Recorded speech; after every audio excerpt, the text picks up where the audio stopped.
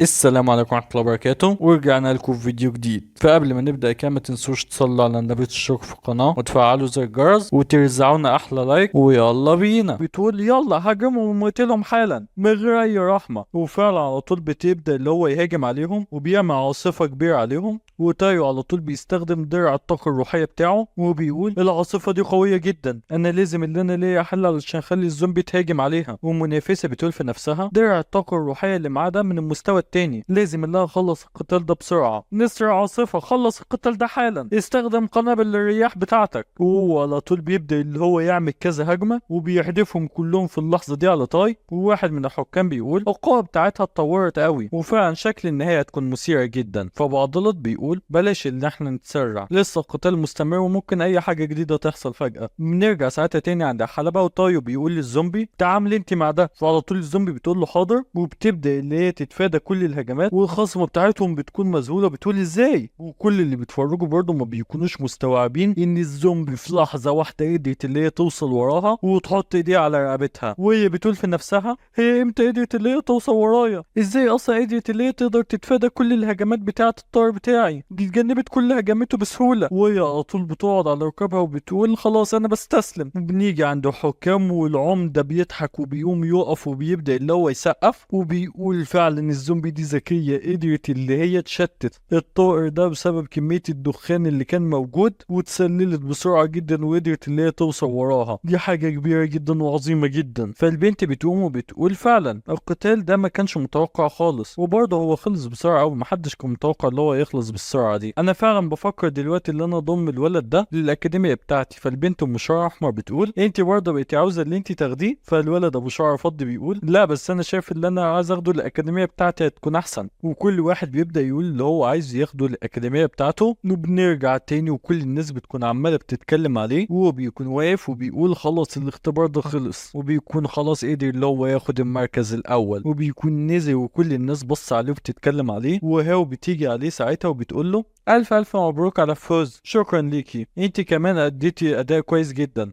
ايه هي الأكاديمية اللي انت عاوز ان انت تخشها؟ لسه مش عارفة، انت هتختار ايه؟ انا برضو لسه مش عارف، خليني اللي انا افكر شوية. وبيجي ساعتها ليو والمدرس بتاع تايو، وهما الاتنين بيقعدوا يباركوا له وبيقولوا له دلوقتي انت اللي اخدت المركز الاول، الف مبروك. والمدرس بيقول مبروك، انت فعلا قدرت اللي انت تشرف الأكاديمية كلها، شكرا ليك جدا يا مدرس. وبتيجي ساعتها لتايو كذا رسالة من النظام اللي هو قدر اللي هو يكسب وياخد مهارات جديدة. وتاي بيتفاجئ وبيقول المهارات دي كتيرة جدا، دي فعلا ممكن اللي هي تفيدني، لازم اللي انا اقعد واشوفها بعدين. وليو ساعتها بيضربه وبيقول له انا فعلا فرحان بيه. وعنده حكام ساعتها كلهم بيظهروا، بيكون وراهم شاشة النظام وبيقولوا دول الاربع اكاديميات الموجودة، ولازم دلوقتي اللي انتوا تختاروا منهم وتشوفوا الاكاديمية اللي انتوا هتختاروها تقبلكم ولا لا. تقدروا اللي انتوا تبداوا الاختيار دلوقتي لكل الناس اللي قدرت اللي هي تفوز في المرحلة التانية. وكل الطلاب على طول اللي بيكونوا قدروا اللي هم يوصلوا من المرحلة التانية بيبداوا اللي هم يختاروا. والعمدة ساعتها بيقول في نفسه كل الطلاب دول ما قدامهمش اصلا دلوقتي الا اربع اختيارات، ولازم اللي هم يختاروا ما بينهم. وتايو ساعتها بيكون قاعد وعمال بيفكر يختار اكاديمية ايه، بس هو فاهم ما بيكونش قادر اللي هو يقرر اي اكاديمية يدخلها. وبنرجع تاني عند تايو، بيجي المشرف ابو شعر فضي وبيقول له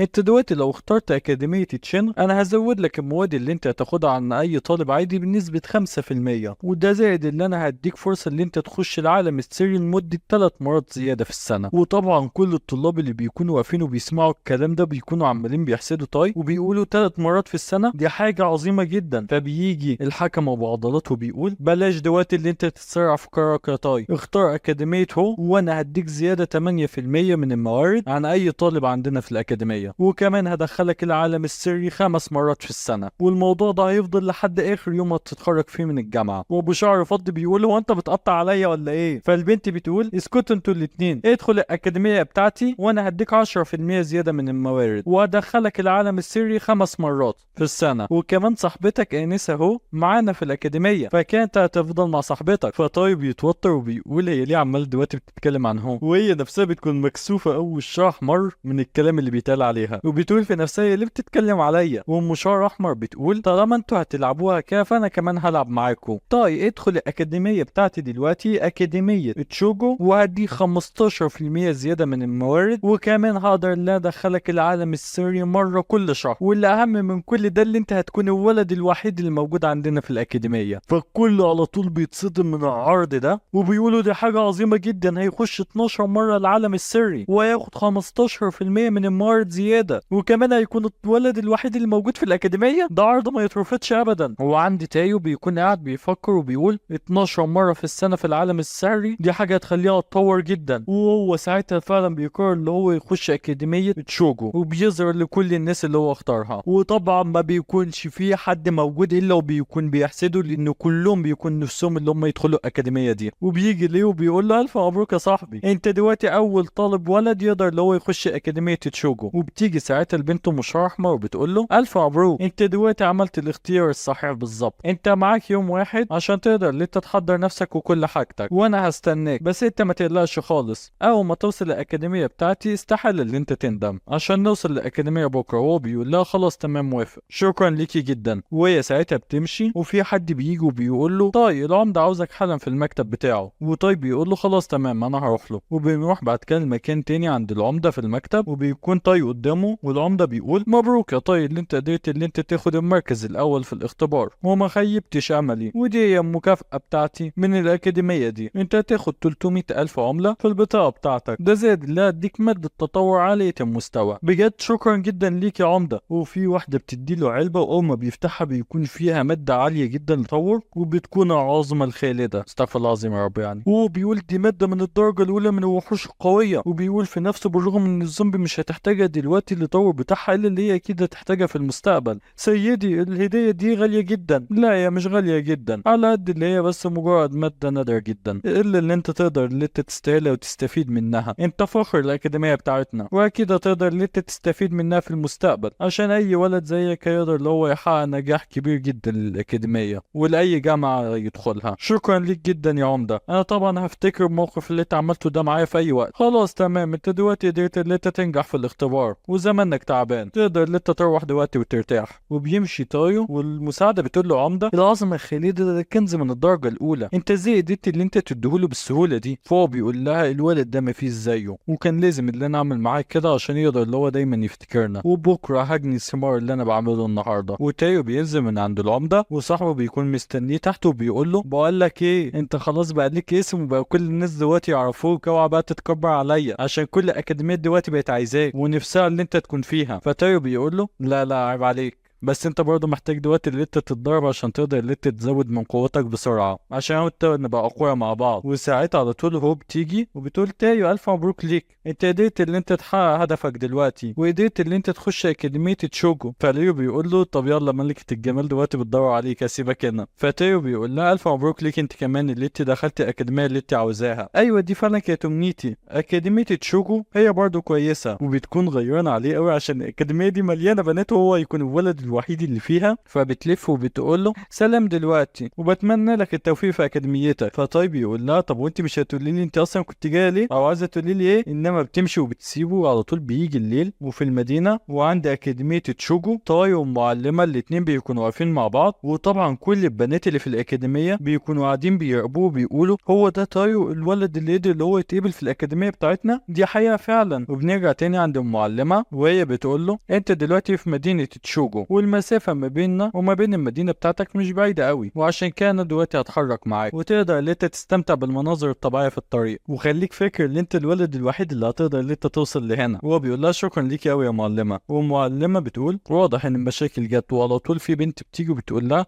معلمه هونج وده بيكون اسمها، وهي بتقول لها في ايه بقى؟ في اي مشاكل تانية؟ فهي اصلا بتكون لسه جايه تتكلم، الرادار عمال بيكتشف اجسام غريبه وبيكون في عدد كبير من الطيور عماله بتهاجم على الطياره اللي هم عليها. والمعلمه بتقول واضح ان في هجوم دلوقتي جديد علينا، لازم اللي احنا نتعامل بسرعه، وقولي لكل الاعضاء اللي هم دلوقتي يتوجهوا بسرعه علشان يقدروا اللي هم يدافعوا عن المدينه. وبتكون الطيور كتيره جدا وعماله بتهاجم على كل حته، وهم ما بيكونوش عارفين اللي هم يتعاملوا معاها، والكل بيكون بيجري باقصى سرعته. وعلى طول ساعتها تاي بيقابل الواحده اللي نافسها في الاختبارات، وهي بتقول ايه ده تاي انت ايه اللي جابك هنا؟ فهو بيقول لها طب هو ايه الوضع دلوقتي؟ قولي بسرعه، احنا اتطلب مننا اللي احنا كلنا نتجمع بسرعه في اوضه الشحن، وبتكون الوحوش عماله بتهاجم وبتعمل انفجارات مرات كتير، والمعلمة بتقول مش لازم اللي انتوا تقلقوا، الوحوش اللي هنا من الدرجة الأولى، ده زائد إن مستواهم قليل قوي واسمهم غربان السود. وبيكون الغربان دي عمالة بتعمل أصوات مزعجة، وطايع بيستدعي على طول الزومبي، والبنت بتستدعي الدب الجليدي بتاعها، وطاي بيقول للزومبي اقتلي أكبر عدد منهم حالا، وهي بتقول له حاضر. وبيكون عدد الغربان الموجود كبير جدا، وهي على طول بتنط وبتبدأ اللي هي تقتل عدد كبير قوي منهم. وعند الدب الجليدي بيكون عمال بيستخدم التلج بتاعه، والزومبي ما بتكونش عاتقة نفسها وبتكون عمالة بتقتل بكل قوتها. وكل البنات اللي بتكون موجودة بتكون مبهورة بقوة الزومبي ده، وبيقولوا دي شكلها كمان جميل قوي غير اللي هي قوية. وعلى طول بياخدوا بالهم من سحابة سودة موجودة في السماء، وبيقولوا هو ايه ده؟ فالقائدة بتقول ده هو ملك الغربان السوداء، لازم اللي انتوا تاخدوا بالكم منه علشان هو مستوى مرتفع، هو من الدرجة التانية، غريبة اللي هو اصلا ظهر هنا. وتايو بيقول في نفسه هو انا اصلا هقدر ان انا اتعامل مع ملك الغربان من الدرجة التانية؟ بس اكيد لو قدرت ان انا اهزمه فالمكافأة بتاعتي هتكون كبيرة من النظام. فعلى طول بيقول للزومبي روحي بسرعة واقتلي ملك الغربان ده. فالمعلمة على طول بتزعق فيه وبتقول له خلي حيوان الروح بتاعتك يرجع دلوقتي حالا، وما تتصرفش من دماغك تاني، هي مش هتقدر اللي تتعامل مع ملك الغربان من الدرجة التانية. فهو بيقول لها مش لازم اللي انت تقلقي، الزومبي بتاعتي هتقدر اللي هي تتعامل في الموضوع ده. فالمعلمة بتزعق وبتقول ده مجرد كلام، وبتبدأ اللي هي تستخدم القوة بتاعتها، وده بيكون صقر النار، وهو بيكون الحيوان الروحي بتاعها. وعلى طول بيظهر صقر احمر بقوة عظيمة جدا، وبيكون من الرتبة السابعة المستوى الاول. فكل الموجودين بيكونوا مبهورين بقوته وحجمه، وبيقولوا حيوان الروحي بتاع المعلمة قوي جدا، ده من الرتبة السابعة، احنا عمرنا ما شفنا حيوان روحي من الرتبة السابعة. هي اكيد طالما خرجت حيوان بالقوة دي يبقى هي مخططة اللي هي تقتل كل الغربان دي بضربة واحدة. وعلى طول كل الغربان بتبدأ اللي هي تهرب، ما اكيد لازم اللي هم يهربوا، دول شايفين وحش عظيم قدامهم. وتايو بيقول للزومبي اوعى ان انت تخلي اي حد اللي هو يهرب من هنا، وهي على طول بتحاول اللي هي تقتل اي حد بيحاول اللي هو يهرب. والمعلمة بتقول ايه ده، هي الزومبي بتاعتك كمان عندها تأثير سم؟ ما كنتش متوقع ان السم بتاعها يكون قوي للدرجة دي. وهي بتكون عمالة اللي هي بتقتل كل الغربان اللي هي تشوفها، بس ملك الغربان بيقدر اللي هو يهرب منها. وفي واحدة من البنات بتقول ملك الغربان قدر اللي هو يهرب هو وشوية كبيرة من القطيع بتاعه. وبتيجي ساعتها رسالة من لتايو من النظام بتقول له ان المهمة نجحت، واللي هو قدر اللي هو يبعد قطيع الغربان، واخد مهارة جديدة في المقابل، واخد كريستالة خبرة وكريستالة نمو. والمعلمة بتقول خلاص قطيع الغربان مشي دلوقتي، كل واحد يروح على الأوضة بتاعته، محدش يفضل هنا. وساعتها على طول طيب يروح على الأوضة بتاعته، وطيب بيقول انا دلوقتي اروح على اوضتي وارتاح شوية. وبيخش على اوضته وبيقعد يبص على النظام، وبيبص على كل المهارات الجديدة اللي هو قدر اللي هو ياخدها، وعلى كمية العناصر الجديدة اللي بقت معاه. وبيقول في نفسه انا هقدر دلوقتي اللي اطور الزومبي بتاعتي، وعلى طول بيدوس على التطوير وبيقدر اللي هو يطورها. وبيقول ايوه هي دي دلوقتي المرحلة الثالثة من التطوير، والزومبي بتبدأ اللي هي تتطور وبتظهر بشكل مختلف. وبعد ما بتخلص تطوير بتنزل بتقول سيدي، وهو بيبص على كل مهاراتها وبيقول دي مهاراتها واضح فعلا اللي هي زادت، ومعدل النمو بتاعها فعلا زاد.